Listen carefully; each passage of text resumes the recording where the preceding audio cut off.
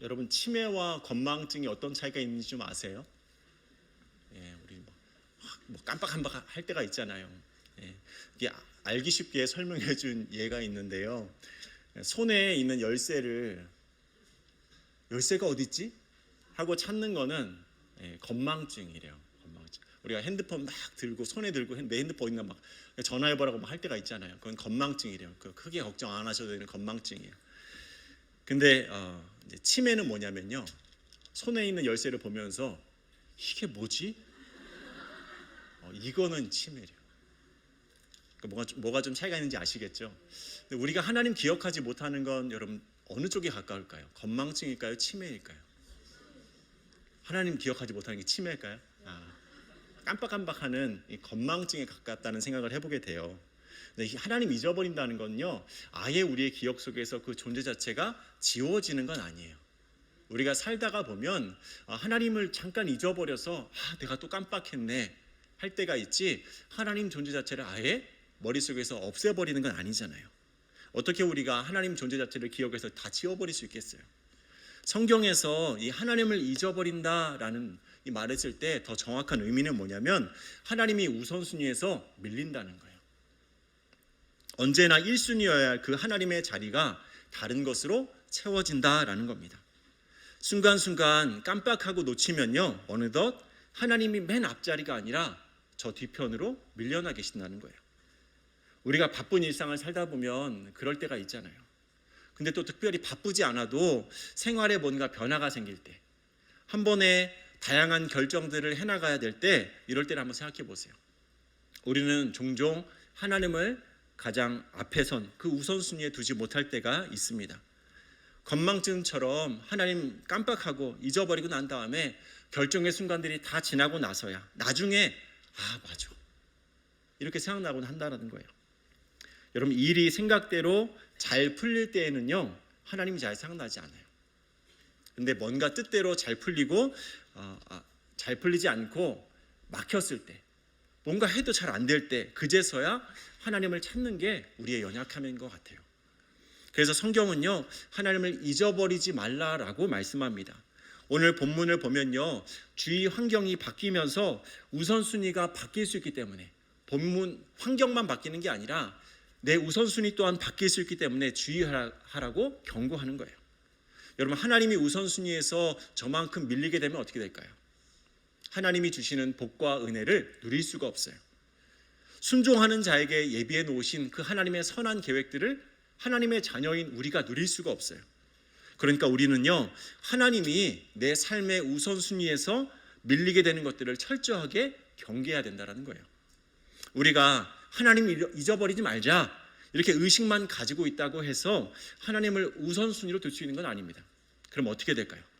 오늘 말씀에도 그 방법이 나와 있는데요, 우리가 경계해야 될 것이 무엇인가를 살펴볼 수 있어요. 14절 말씀 한번 보세요. 14절입니다. 14절 제가 읽어볼게요. 내 마음이 교만하여 내 하나님 여호와를 잊어버릴까 염려하노라. 여러분, 하나님 잊어버리는 원인이 뭐예요? 교만입니다. 하나님 잊어버리게 하고 우선순위에서 밀리게 만드는 요인이 뭐냐? 교만이에요. 오늘 본문에서 이스라엘 백성들이 서 있는 지역이 어디냐면 요단강 건너편입니다. 약속의 땅이 바로 눈앞에 펼쳐져 있어요. 새로운 역사가 시작되려고 합니다. 그 전에 약속하셨던 그 땅에 이제 들어갈 수 있는 기회가 그 순간이 마침내 도래한 거예요. 이제 요단강 물을 건너가기만 하면 됩니다. 여러분, 이 시점에서 얼마나 숨막히는 긴장감이 돌았을까 한번 생각해 보세요. 드디어 왔다, 됐다, 기다리던 순간이 찾아왔습니다. 그런데 이스라엘 백성이요, 이 약속의 땅 앞에서 오랜 시간 동안 지체했어요. 정체했어요. 왜 멈춰 있었냐 하면 준비가 필요했기 때문에 그렇습니다. 준비가 필요했어요. 요단강은요, 단순히 지리적으로 이 동편과 서편을 가로지르는 그런 경계선이 아니었습니다. 그들에게 있어서 요단강은요, 광야 생활의 청산을 의미합니다. 이전까지는 유목민으로 떠돌면서 살았는데 이제는 정착민으로 바뀌는 거예요. 땅 없음에서 땅 얻음으로 바뀌는 거예요. 완전 달라지는 거죠. 가나안에서의 삶은요, 광야에서와의 삶의 그 방식이 완전 달라지는 거예요. 이들은 처음으로 자기가 소유한 땅에 정착해서 살아가게 됩니다. 이 긴장된 순간에 요단강가에서 이스라엘 백성은요, 하나님 말씀에 귀를 기울이고 있어요. 그 말씀의 내용이 뭐냐? 가나안 땅에 들어간 후에 모든 것에서 풍족함을 누리게 될 것이다. 이제 더 이상 극한 상황이 찾아와야지만 솟아나는 샘물, 그런 것들 기다릴 필요가 없습니다. 골짜기든지 시내든지 산지든지 다 시냇물도 있고 연못도 있고 샘물도 있어요. 또 그들이 먹을 양식이었던 만나를 기다릴 필요도 없어요. 이제는 농사지어서 먹고 살면 됩니다. 다시 말해서 자급자족이 가능하게 됐다라는 거예요. 그 땅은요, 밀과 보리가 있고요, 무화과 석류가 있고요, 그리고 감람나무, 꿀, 다양한 것들을 먹을 수가 있어요. 철이 돌처럼 흔합니다. 산에 가면 구리를 캘 수 있습니다. 이제 더 이상 이스라엘은 광야의 그 위험에 노출되지 않아도 된다라는 거예요. 그런데 왜 하나님께서는 이 요단강 앞에서 그들의 발걸음을 멈춰 세우셨을까요? 왜 거기서 정체하게 하셨을까요? 여러분, 젖과 꿀이 흐르는 그 땅은요, 어쩌면 광야보다 더 위험한 곳이기 때문에 그렇습니다. 왜 그 땅이 위험할까요? 땅은요, 인간을 유혹하는 힘을 가지고 있어요. 좋은 땅은요, 사람을 교만하게 만들어요. 하나님을 잊어버리게 만듭니다. 우선순위에서 밀리게 만든다는 거예요. 좋은 땅만 주어진다면 내가 그 땅 활용해서 무엇인지 얻을 수 있다라고 착각하게 만들어요. 하나님이 허락하시지 않으면 내 손에 주어질 것이 아무것도 없는데 다 내 손으로 읽었다라고 생각하게 만들어요. 결국 하나님과 멀어지게 되고요, 단절되게 됩니다. 이게 땅이 가진 최고의 유혹입니다. 잠자는 인간의 교만을 깨우고 고개를 들게 만드는 게 땅이에요. 여러분, 우리도요, 삶의 문제가 없어질 때, 경제적으로 또 심리적으로 안정될 때 착각하게 돼요. 내가 하나님 없이도 살만하다 라는 교만이 막 스멀스멀 올라오는 거예요. 여러분, 비빌 언덕이 없어졌을 때 그제서야 하나님을 찾는 게 우리잖아요. 교만에서 자유로울 수 있는 사람이 어디 있겠어요? 오히려 나는 교만과는 거리가 멀다라고 생각하는 사람이 가장 교만한 사람이에요. 본문은요, 교만을 예방하려면 어떻게 해야 되는가를 제시하고 있습니다. 하나님이 우선순위에서 멀어지지 않도록 어떻게 해야 되는가, 그 방법을 제시해요. 하나님 말씀하신 방법을 살펴볼 때 우리 안에 틈타고 있던 교만, 우리 안에 잠자고 있던 그 교만을 몰아내는 방편으로 삼을 수 있길 바랍니다. 교만을 몰아내므로 하나님이 주신 그 복에 한 걸음 더 다가서는 저와 여러분이 되기를 예수님의 이름으로 기도합니다. 여러분, 교만을 예방하는 구체적인 내용이 14절에 나오는데요, 14절을 한번 같이 읽어볼게요. 시작. 내 마음이 교만하여 내 하나님 여호와를 잊어버릴까 염려하노라. 여호와는 너를 애굽 땅 종 되었던 집에서 이끌어내시고. 아멘. 하나님이 어떤 분인지를 선포하기 시작해요. 하나님 어떤 분인지, 어떤 일을 하셨는지 기억하라는 겁니다. 하나님 어떤 분이고 하나님 어떤 일을 하셨는지 기억할 때 교만은 떠나가게 돼 있어요. 기억해야 될 내용을 세 가지로 본문에서 이어지게 되는데요, 첫 번째로 무엇이냐? 구원해 주신 하나님을 기억하라는 거예요. 종의 신분으로 살았던 이스라엘 백성들이 이제는 자유인으로 바뀌게 됩니다. 그들을 애굽에서 탈출시키시고 자유인의 신분을 허락해 주셨어요. 그 구원해 주신 하나님을 기억해야 교만이 떠나갈 수 있어요. 구원 역사의 출발점이 뭐냐? 바로 이스라엘 백성이 하나님을 기억하는 겁니다. 성경 곳곳에서 하나님이 우리로 하여금 하나님이 하신 일을 기억하라 라고 말씀합니다. 신명기 24장에도 보면요, 이렇게 말씀해요. 너는 애굽에서 종 되었던 일과 내 하나님 여호와께서 너를 거기서 속량하신 것을 기억하라. 아멘. 여러분, 당시 노예의 삶은요, 그야말로 저주받은 삶이었어요. 그런 노예의 신분을 바꿔주신 분이 바로 하나님이십니다. 애굽과 바로를 심판하신 그 하나님의 능력을 기억하라라는 거예요. 이스라엘 백성을 향한 하나님의 사랑을 기억하라라는 거예요. 여러분, 또 어떤 일을 기억해야 되는지 두 번째로 보면요, 위험에서 지켜주신 하나님을 기억하라는 거예요. 15절 말씀 보면 알 수 있는데요, 15절 말씀 제가 한번 읽어볼게요.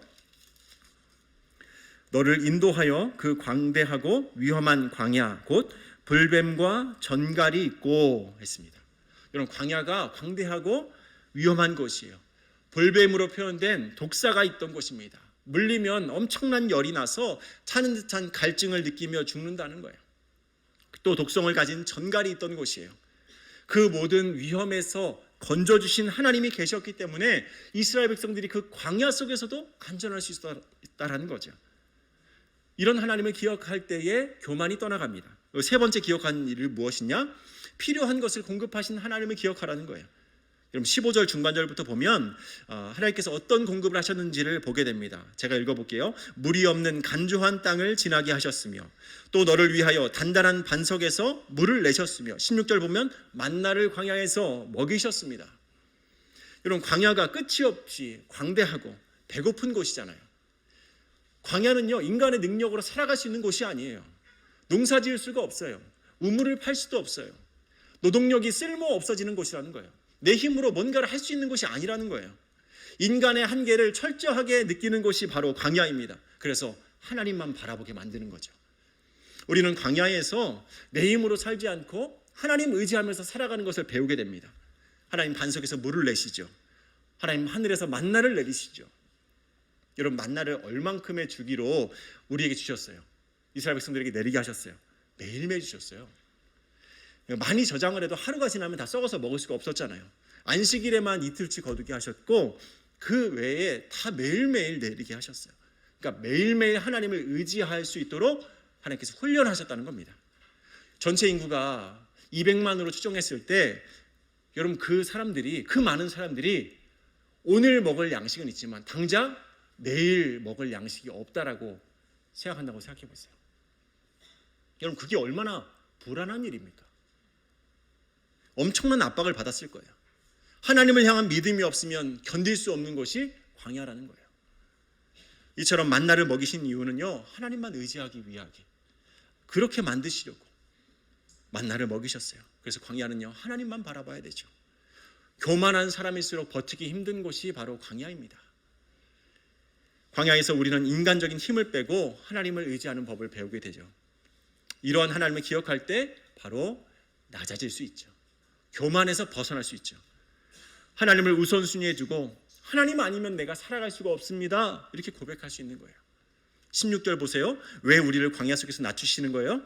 마침내 우리에게 복을 주시기 위함입니다. 복을 담아둘 수 있는 그릇이 될 수 있도록 만드시는 거예요. 여러분 하나님 아니면 안 된다는 것을 고백하면요, 지나온 모든 세월들이 다 은혜라는 게 깨달아집니다. 그렇죠? 하나님 아니면 안 되는구나라는 깨달았을 때, 야, 그것도 하나님이 해주셨구나, 저것도 하나님의 은혜였구나, 당연하게 생각했던 게 은혜로 바뀌는 거예요. 별로 감사하게 생각하지 않았던 것들도 실은 그게 참 소중한 것들이었구나, 그리고 하나님 베푸신 은혜였구나 알게 돼요. 여러분 은혜를 깨닫는 것 자체는요, 복을 누리는 거예요. 아, 하나님이 이렇게 주셨구나 라는 것을 깨닫는 것 자체가 이미 그 복을 누리고 있는 거예요. 하나님을 기억하는 것을 넘어서 복을 누린 것과 같아요. 이렇듯 우리는 광야에서 하나님 만나고 하나님을 기억하면서 감사하게 됩니다. 여러분 그러면 풍족할 때는 어떨까요? 광야가 아니라 풍족하게 주어질 때요. 하나님이 주신 것을 풍족하게 누릴 때 더 많은 은혜에 막 감사할 수 있을 것 같지만 실상은 그렇지 못할 때가 많습니다. 인생의 위기는요, 인간이 그 인생이 편안해질 때 찾아와요. 여러분 동업도 안 될 때가 아니라 잘 될 때 깨지기 쉽잖아요. 그렇죠? C.S. 루이스의 소설 스크루테이프의 편지에서 이렇게 말하고 있어요. 편안한 상태가 지속되면 인간은 빠르게 하나님을 잊어갑니다. 배가 부르고요, 좋은 집에서 살고요, 소유가 늘어나고 은과 금이 풍부해지면 그 모든 것을 주신 그 하나님을 잊어버려요. 그리고 모든 것을 자기가 이뤄냈다라고 생각하는 교만에 빠지기 쉽다라는 거예요. 여러분 돈은요, 앉아서 빌려주고 서서 받는다라는 말이 있어요. 여러분 인간의 내면이 어떤지 그대로 잘 드러내는 말이에요. 실제 돈 거래할 때요, 그 사람이 어떤 사람인지가 드러나요. 막 사정이 급할 때는 그렇게 부탁을 하더니 그 사정이 다 해결되고 난 뒤에 어때요? 태도가 돌변하는 사람이 있습니다. 참 그 사람 상종 못할 사람이다 욕을 하고 싶지만요, 여러분 실은 우리가 하나님 앞에서 그러한 태도를 갖는 것 같아요. 하나님 아니면 안 될 것 같은 태도를 보이다가 막상 문제가 해결되고 나면 그 간절함이 사라지는 거예요. 하나님께 드리기로 약속하고 헌신을 다짐했던 내용을 지키려니까 아까운 거예요. 하나님 입장에서 실망스럽고 배신감이 들 것 같아요. 여러분, 우리는 문제가 해결될수록, 더 많은 것을 가질수록, 삶이 평안할수록 우리의 시선을 우리에게 좋은 것을 주시며 우리를 평안히 인도하시는 그 하나님께 고정해야 됩니다. 그러면 문제 해결을 구하는 신앙이 아니라, 그 얕은 신앙이 아니라 늘 하나님을 구하는 신앙이 돼요.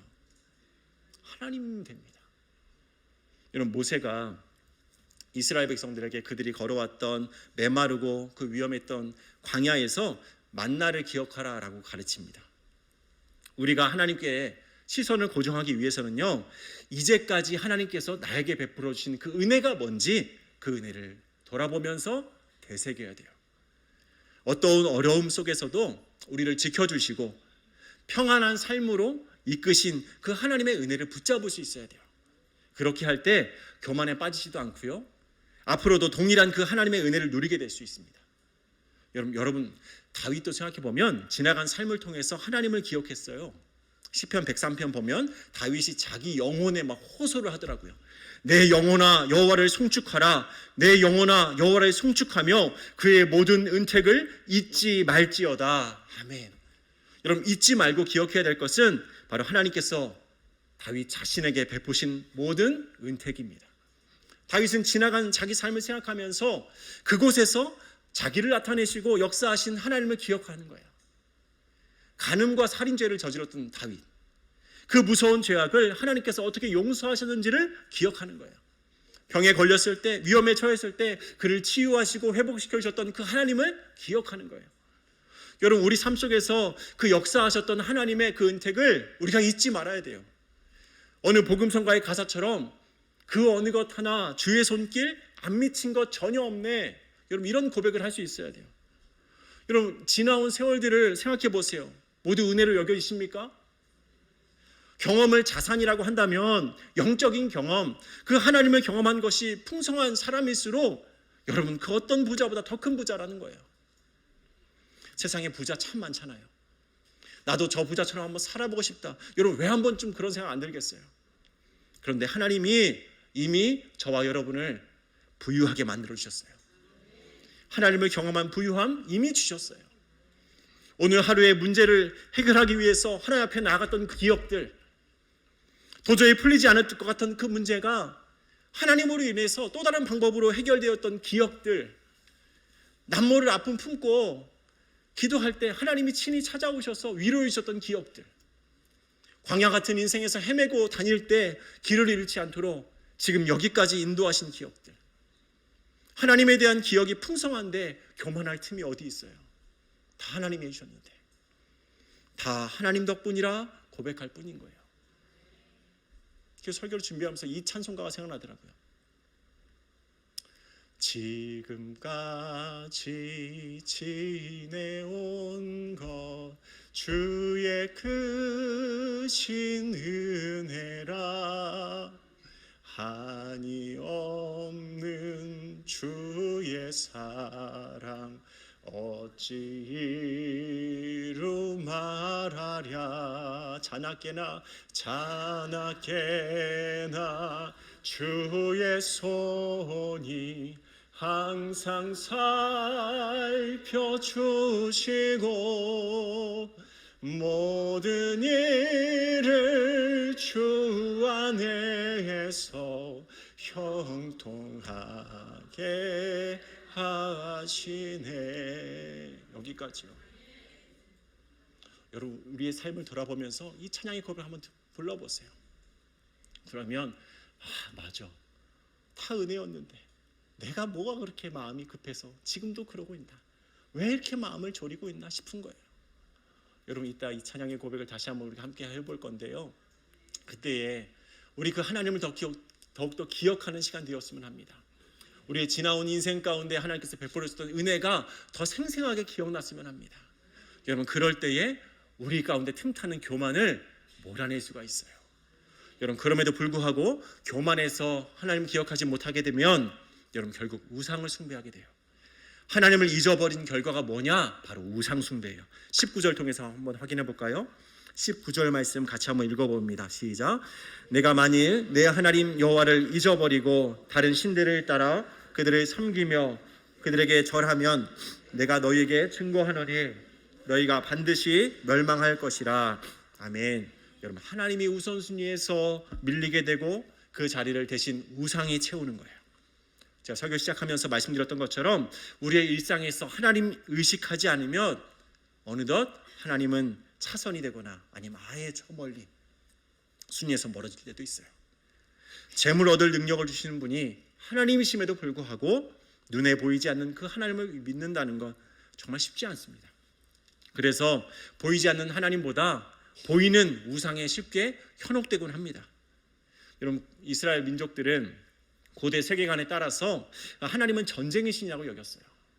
그리고 가나안의 신들은 농업을 주관하는 신이라 생각했어요. 그들은 자신들을 애굽에서 구원하시고 광야에서 지켜주신 그 하나님보다 자신들의 목적을 이루는 게 더 중요했습니다. 그래서 결국 자신들의 유익을 위해서 가나안의 신들을, 그 우상들을 섬기는 거예요. 이제는 내가 먹고 살아야 되니까. 전쟁의 신이신 여호와 하나님 버렸던 것은 아닙니다. 그런데 또 다른 신이 필요하다고 여겼기 때문에 가나안의 우상들을 다 받아들였어요. 여러분, 이스라엘의 모순이 뭐냐면 우상을 섬기면서도 그 하나님을 떠나지 않았다라고 생각하는 거예요. 우상을 여호와 하나님의 이름으로 부르면서 여호와의 성전과 제단에 우상을 세우기도 했어요. 이렇게 우상 숭배를 정당화하던 이스라엘은 결국 하나님을 잊어버리고, 그리고 그들이 쫓아낸 가나안 사람들처럼 하나님 말씀을 따르지 않는 민족이 됐습니다. 여러분, 우리 주변에 많은 우상이 있어요. 우리가 조금이라도 의지하고 싶어하는 것은 모두 우상이 될 만한 자격을 갖췄습니다. 우리 인생을 조금 더 풍요롭게 편안하게 만들어줄 것 같은 모든 것이 바로 우상이에요. 성경은요, 탐심은 우상 숭배라 라고 말씀하고 있어요. 그러니까 우상을 숭배하면 탐심으로 이어진다는 게 아니에요. 또 탐심이 있으면 우상을 숭배하게 되더라, 이게 아니에요. 그냥 탐심 자체가 우상 숭배다라고 말해요. 여러분, 자족하지 않고요, 막연히 더 잘 살고 싶어하는 마음은 탐심이에요. 있는 것에 감사하지 못하고 더 소유하고 싶어하는 마음을 절제하지 못한다? 여러분, 탐심이에요. 과도한 소비 습관이 내 안에 있다면 여러분, 그것 또한 내 안에 탐심이 있다라는 거예요. 여러분, 필요 이상의 것을 계속 홈쇼핑으로 주문하게 되면요, 여러분, 그건 스트레스 푸는 방법이나 취미 생활이 아니에요. 탐심이에요. 탐하는 마음은 우리를 지배해요. 하나님이 우리를 다스려야 되는데 물질적으로 추구하는 그 마음에 사로잡혀서 그 뜻에 만쳐서 가는 인생이 돼요. 탐심은 물질적인 소유나 욕망인데 하나님보다 더 우선순위에 두고 있는 마음의 상태를 나타냅니다. 하나님과 재물을 겸하여서 섬길 수가 없죠. 결국 탐심은 단순한 욕망에 그치지 않습니다. 하나님과의 관계를 훼손하는 우상 숭배라는 거예요. 우상은요, 에덴 동산에 있던 선악과와 같습니다. 먹으면 나에게 큰 유익이 될 것 같죠. 우상에게 마음을 뺏기는 순간 하나님과의 관계에 문제가 생기게 되고요, 은혜에서 멀어지게 됩니다. 여러분, 교회 다니고 있다고 해서, 예배를 드리고 있다고 해서 하나님을 잊지 않고 있다라고 말할 수는 없습니다. 이스라엘도 가나안 땅에서 여호와 잊지 않았어요. 제사 드렸어요. 내 안에 탐심을 가지고 있으면서도 나는 하나님을 섬긴다라고 착각할 수 있다라는 거예요. 여러분, 나에게 있어서 어떤 게 우상이 될 수 있을까 생각해 봐야 합니다. 이건 각자가 다 다를 수 있어요. 사람마다 추구하는 가치와 생각이 다르잖아요. 그렇기 때문에 자신에게 가장 위협적인 우상의 존재가 다르다라는 거예요. 어떤 사람에게는 재물이 강력한 우상이 될 수 있겠죠. 또 명예가 가장 중요한 우상이 될 수도 있을 겁니다. 권력이 그럴 수도 있을 거예요. 사람들의 인정이 우상이 될 수도 있을 겁니다. 하나님보다 더 중요하게 생각하는 그 모든 것, 그 요소들을 우상으로 우리가 여길 수 있어야 돼요. 여러분, 이런 우상 숭배는요, 하나님을 기억하지 않은 결과라 했습니다. 결국 내가 했다고 자부하는 교만이, 또 내가 스스로 할 수 있겠다라는 그 교만에 사로잡힐 때 내 인생에서 하나님이 계실 자리가 없어져요. 그리고 우상을 숭배하는 인생이 된다고 했습니다. 여러분, 원인을 알았다면 이제 처방해야 되잖아요. 교만이 하나님 잊어버리게 만드는구나, 결국 우상을 숭배하는 인생이 되게 하는구나, 이거 알았다면 반대로 하나님 기억하면 돼요. 여러분, 그게 처방입니다. 한국을 대표하는 화가 중에 김병종 교수님이라는 분이 있는데요. 이분이 신앙인이에요. 작품 중에 바보예수라는 작품이 있더라고요. 그 이름 때문에 논란이 되기도 했었는데 뭐 그 작품이 나오기까지의 제가 과정을 묵상했던 그 신앙의 묵상, 개인의 고백을 들어보니까 좀 공감이 되는 내용도 있더라고요. 그분이 아내를 일찍 떠나보내기도 하고 힘든 일을 겪었는데요. 그 인생의 아픔들을 이겨낼 수 있었던 원동력이 뭐냐? 바로 그것은 기억이었습니다. 그분이 프랑스의 철학자 앙리 베르그송이 한 말을 듣고 자기가 혼자 묵상하면서 생각을 확장했어요. 철학자의 말이 무엇이었냐면 시간은 기억이다라는 말이었습니다. 이거를 계속 묵상하면서 생각을 점점 확장해 나갔다는 거예요. 그래서 그분의 칼럼에서 이런 내용을 다룹니다. 한번 들어보세요. 제가 천천히 읽어드릴게요. 좋은 삶은 좋은 기억을 많이 가진 삶이라고 볼 수 있죠. 세속적으로 인기 있는 분야가 아니라 자신이 정말 잘할 수 있고 오래도록 사랑할 수 있는 일을 찾아 좋은 시간을 쌓아가기 바랍니다. 나아가 기독교적인 세계관을 갖고 세상에 선한 영향력을 행사하는 일을 하면 좋겠습니다. 선의와 사랑에 대한 기억, 좋은 경치를 본 기억, 그리고 주님과의 화평한 기억, 이 기억의 스펙을 잘 쌓는 게 세속적 스펙을 쌓는 것보다 중요하다는 걸 기억해 주길 바랍니다. 여러분, 스펙이라는 말은 회사에 취직하기 위해서 준비하는 자격증, 어학 연수, 시험 점수 이런 것들을 다양한 구직 준비 활동을 말하는데요. 우리가 신앙에 있어서도 이런 스펙이 필요하다라는 거예요. 기억의 스펙이라는 표현을 씁니다. 저는 이 표현이 참 마음에 와닿았어요. 얼마나 멋진 말인가요? 그 스펙은요, 이 기억의 스펙은요, 세상의 것으로 만드는 게 아니에요. 하나님이 하신 일을 기억하는 것으로 만들어내는 겁니다. 하나님이 나에게 어떤 일을 해주셨는가, 이걸 생생하게 기억하는 사건을 하나의 점으로 표현한다면 그 점들이 서로 여러 개 연결될 때 선이 될 수 있어요. 그 선이 희미하지 않고 선명할수록, 또 그 서로 선들이 연결되어서 입체적으로 표현될수록 기억의 스펙은 더 탄탄하게 준비될 겁니다. 여러분, 하나님 이렇게 말씀하세요. 너희는 옛적 일을 기억하라. 나는 하나님이라. 나 외에 다른 이가 없느니라. 나는 하나님이라. 나 같은 이가 없느니라. 아멘. 여러분, 하나님께서 나에게 하신 일, 행하신 일들 기억하고 계십니까? 여러분, 이 말씀이 현재형으로 내 심장을 울리고 있는지가 중요합니다. 과거에 일어난 그 사건 단순하게 머리로 기억해내는 건 의미가 없어요. 그러면요, 예전에 나에게 하나님께서 은혜를 베푸신 일 생각하고 보니까, 기억하고 보니 오늘도 나에게 은혜를 베푸실 하나님을 신뢰합니다. 이후로도 나를 인도하실 신실한 하나님을 의지합니다. 이렇게 연결돼야 돼요. 여러분, 현재의 내 문제에 연결되고 미래의 소망으로 연결될 때 하나님이 하신 일을 기억하는 게 의미가 있는 거예요. 과거에 베푸신 일을 생각할 때 지금도 내 심장이 뛰어야 되는 거예요. 기대감이 생겨야 되는 거예요. 하나님의 놀라운 사랑 기억할 때 우리는요, 과거에 얽매여 있지 않게 됩니다. 미래로 나아갈 수 있게 되는 거예요. 좋은 기억은요, 미래를 향한 원동력이 됩니다. 여러분, 기억의 스펙을 얼마나 쌓고 계십니까? 여러분, 우리가 기억의 힘이 얼마나 대단한지 알고 있어요. 슬픔과 상처로 얼룩진 그 과거의 기억으로부터 벗어나는 게 여러분 얼마나 힘이 들어요. 사실 그 사건이 생각날 때마다 아무 듯 보였던 그 상처가 다시 벌어지잖아요. 김선화라는 작가가 심리적인 질병을 이렇게 표현하더라고요. 기억의 공격에 지친 마음의 비명이다. 우리의 다시 한번 기억해낼 때 마음이 막 소리를 지르는 거예요. 그만하라. 고통스럽다고. 우리가 망각하고 싶은 그 기억들이요, 지독하게 남아있잖아요. 우리의 그 아픔들을 치유하고 회복할 수 있는 방법이 뭐예요? 신앙적인 기억의 스펙을 완성해 나가는 겁니다. 하나님은요, 상심한 자들을 고치시며 그들의 상처를 싸매시는 분이라 했습니다. 하나님이 하신 일을 기억하면서 내 안에 채워 나갈 때만이 우리는 하나님의 치유와 회복을 경험하게 됩니다. 더 나아가서 하나님에 대한 그 기억의 스펙을 채워 나갈 때 어떤 어려움이 와도 하나님이 주신 은혜와 복을 누리게 됩니다. 소망하기는 우리 모두가 하나님이 내 인생 가운데 베푸신 은혜 기억하며 오늘의 어려움을 이겨낼 힘을 얻을 수 있기를 소망합니다. 그 미래를 아름다운 소망으로 바라보는 힘을 얻을 수 있기를 원합니다. 여러분 그러기 위해서 철저하게 교만을 경계하시기 바랍니다. 내 안에 나를 앞세우고 하나님을 우선순위에서 탈락시키는 교만을 날마다 점검하는 저와 여러분이 되기를 원합니다. 우리 말씀을 기억하면서 함께 기도하길 원합니다. 기도할 때 먼저 내 교만함을 대적하며 기도하길 원합니다.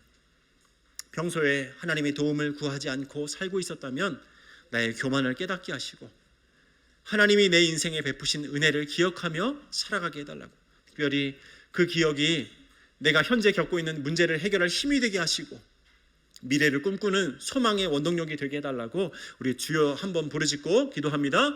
주여